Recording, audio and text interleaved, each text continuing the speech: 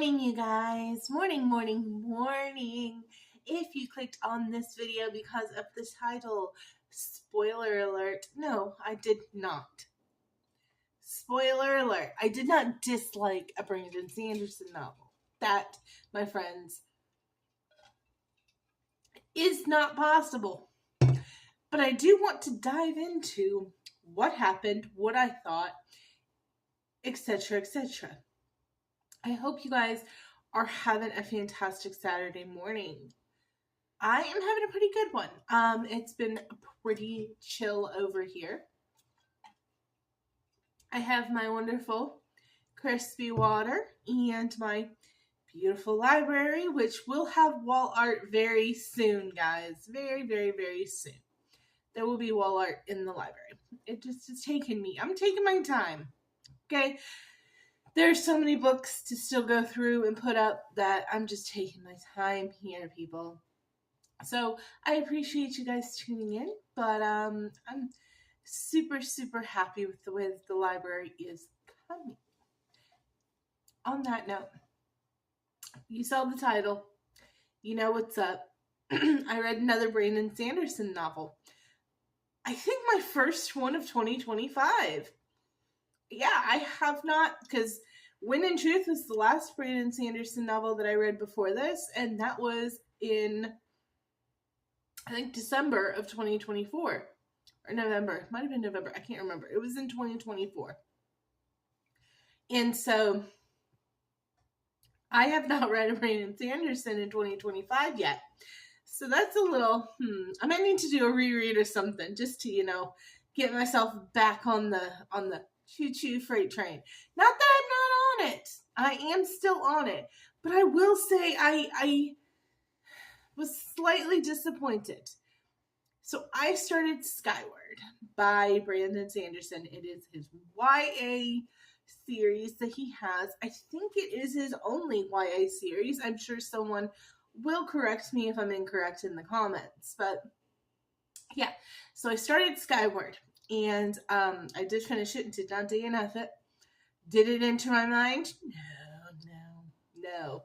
Never entered my mind to not finish the book. But what Skyward is about is a young woman named Spencer who lives on this planet where humans have crash landed.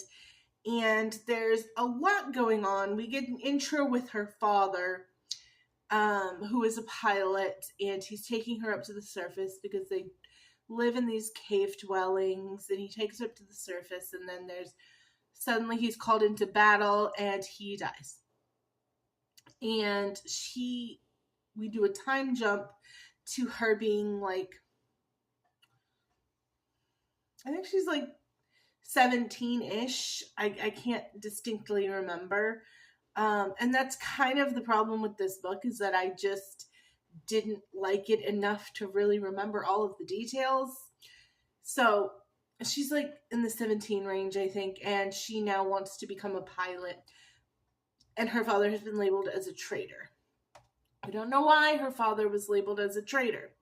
We just know that he was, and now they're not even going to let her, take the test for pilot school. She's banned. She's on the banned list.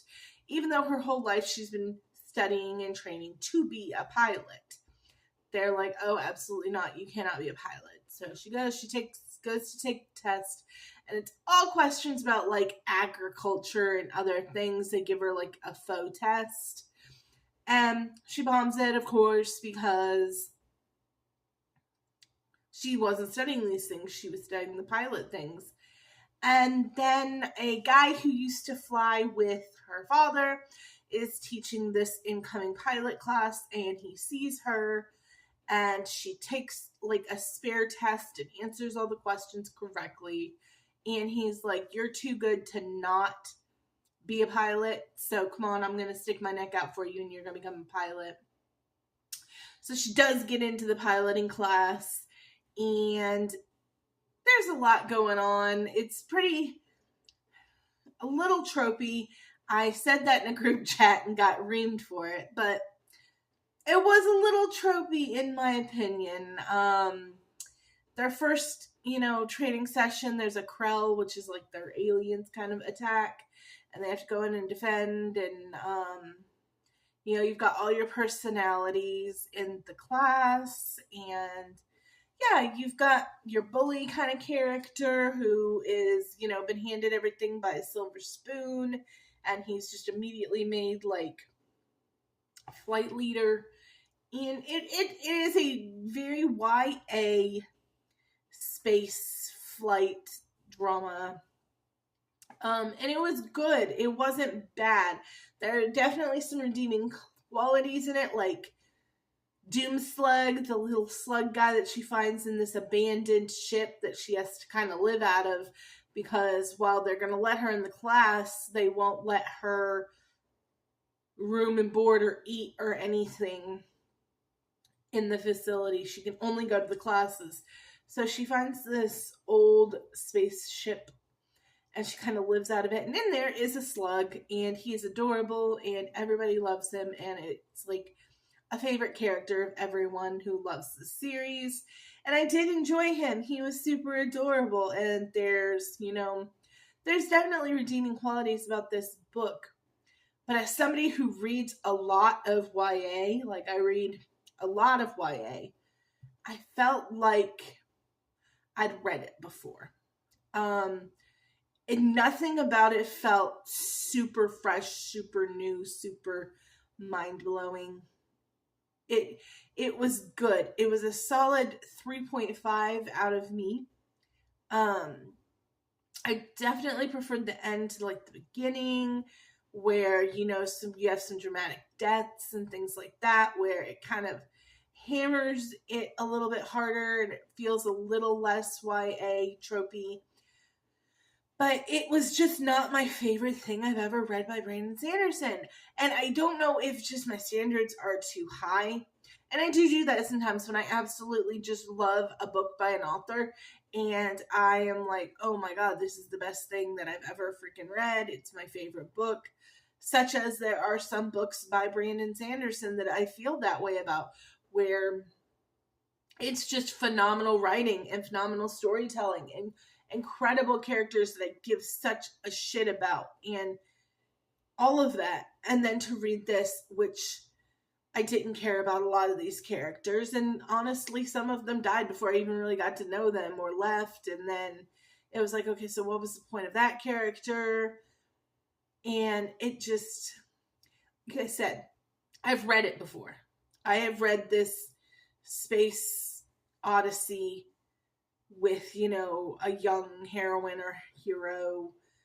I feel like I've read it multiple times. I've read it in Armada. I've read it in Hitchhiker's Galaxy. I think it's got a similar plot. Ender's Game. I've read these kind of books before, so I kept waiting for the other shoe to drop for something like epic that I was like, oh shit, didn't see that coming. And it just never got to me. And I know it's a lengthy series. There's like 4 main books and 4 side novels or something like that. Novellas. So maybe if I keep reading it, I will get to that point. It's very possible. While I didn't like it, I didn't dislike it, I didn't love it enough to continue, I don't think. Maybe I will. I might. I don't know. It's still too fresh for me to have making that decision. Because, I don't know. I have so many books on my TBR. I have so many new books coming out that I want to read. Like, I hate forcing myself to read books. It just feels like I could be reading something else, and then 9 times out of 10, I don't end up enjoying the book that I'm forcing myself to read. And I feel like if I were to read the next book in this series right now, in this moment, it would be forced. So we'll revisit it.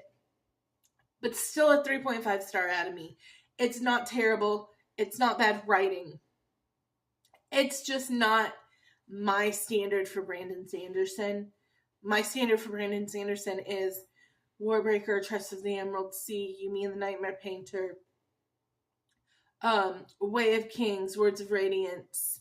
That is my standard that I hold him to because I know what he's capable of, because I fucking love those books. Like, I am passionate about those books. And this, while I understand it is YA, so, you know, it's meant for a younger reading audience, maybe they can't grasp some of the bigger characters and things like that.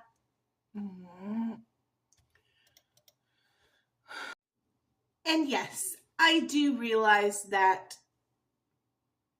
Skyward is YA and that it's going to have different voice in different context and all of that stuff.